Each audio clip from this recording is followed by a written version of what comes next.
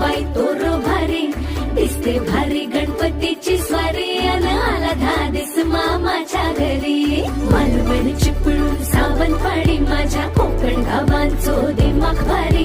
दिसते भारी गणपतीची स्वारी माझ्या